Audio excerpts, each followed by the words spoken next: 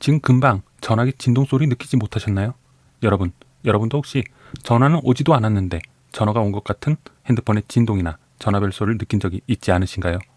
분명히 진동을 느꼈고 습관처럼 화면을 켰는데 메시지도 전화도 아무것도 없습니다.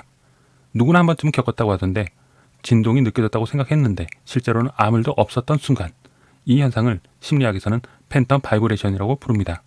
그렇다면 왜 우리의 뇌는 전화가 오지도 않았는데 없는 진동까지 만들어내는 걸까요?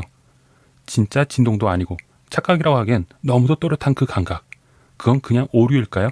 아니면 우리 뇌가 가진 더 정교한 메커니즘의 결과일까요?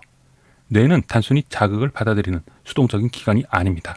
늘 먼저 예측하고 상황을 가늠한 뒤 그럴 것 같은 자극을 스스로 구성해내는 능동적인 구조를 가지고 있죠. 예를 들어 휴대폰을 주머니에 넣는 순간 뇌는 진동이 올 수도 있다는 가능성을 미리 세팅해 둡니다. 그리고 특정한 자세, 환경, 맥락이 겹치면 진짜 자극이 없더라도 뇌는 그 예상된 감각을 스스로 만들어내버립니다. 그게 진동이 없는데도 진동이 온 것처럼 느껴지는 이유입니다. 이건 단순한 착각이 아니라 우리가 반복적으로 받아온 신호에 대한 뇌의 예측적 감각 반응입니다.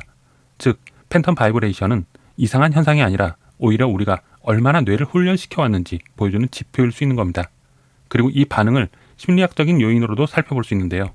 불안하거나 예민한 상태일수록, 중요한 연락을 기다릴수록, 혹은 늘 누군가와 연결되어 있어야 한다는 사회적 압박을 느낄수록 뇌는 더 적극적으로 신호를 기다리는 자세를 유지합니다.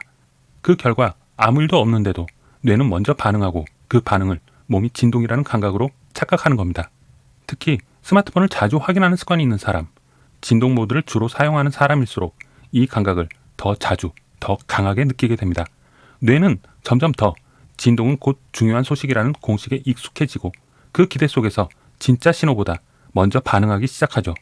이 현상은 우리가 지나치게 많은 신호에 노출되고 중요하지 않은 정보까지 즉시 반응하도록 학습되었기 때문에 일어나는 지극히 자연스러운 현상입니다. 그렇다면 어떻게 이 루프에서 벗어날 수 있을까요? 가끔씩은 휴대폰을 잠시 멀리하는 것만으로도 뇌에게 새로운 우선순위를 가르쳐줄 수 있습니다. 우리가 정말 기다려야 할 신호가 무엇인지, 무엇에 먼저 반응하고 무엇에는 반응하지 않아도 괜찮은지를 다시 정리하게 만드는 거죠. 팬텀 바이브레이션은 우리가 실수한 흔적이 아니라 뇌가 너무 잘 학습해버린 결과입니다. 그리고 그건 우리가 지금 무엇을 기다리고 있고 어디에 집중하고 있는지를 조용히 되돌아보게 만듭니다. 다음번 주머니에서 진동을 느꼈을 때 그게 착각인지 아닌지를 판단하기 전에 이 질문을 떠올려 보세요.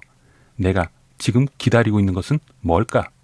그 질문 하나만으로도 우리는 뇌가 만든 착각을 넘어서 더 중요한 무언가에 주의를 돌릴 수 있을지도 모릅니다.